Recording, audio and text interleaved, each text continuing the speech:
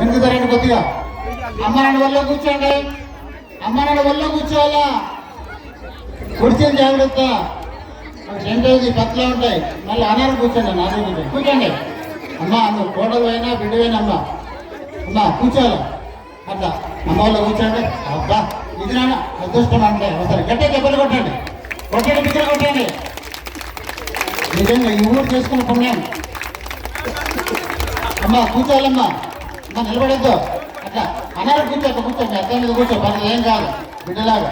వేరే అమ్మాయి ఫోటో తీస్తామంటారు పక్క జరపమని సార్. అమ్మాయి ఆ ఫోటో జరపండి కొద్దిగా. ఎప్పుడు చెప్తున్నా అప్పటి చెప్తున్నా జరగకపోతే అక్కడ ఉన్నాడు ఒకసారి. అమ్మ వినండి ఒకసారి. మీ కుర్చీ పైకెత్తండి. కుర్చీ పైకెత్తండి. కుర్చీ ఒకటే పెద్దవాళ్ళు వాళ్ళ తలపైన చేయండి. నిమిరండి. కాళ్ళు కడిగి ఎవరైతే కడిగారో వాళ్ళ తలపైన చేయండి. ఇక్కడ నిమరండి అమ్మా. నిమరండి అమ్మ. ఎవరమ్మా అక్కడ మాట్లాడేది? అమ్మలు ఓ అమ్మ తల్లి మాట్లాడుతాం ఒక్క నిమిషం.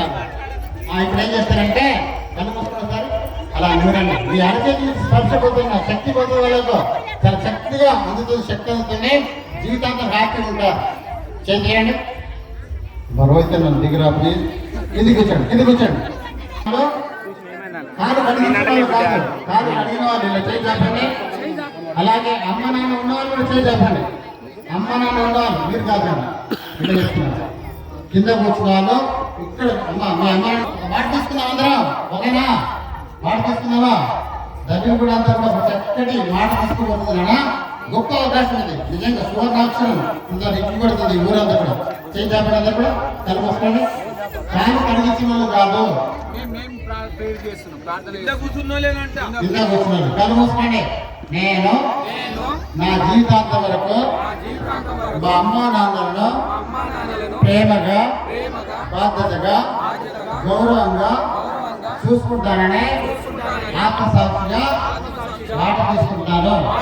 అమ్మా నాన్నలారా పెద్దలారా నేను ఏమైనా తెలియక పొరపాటు చేసినట్టుంటే నన్ను క్షమించండి.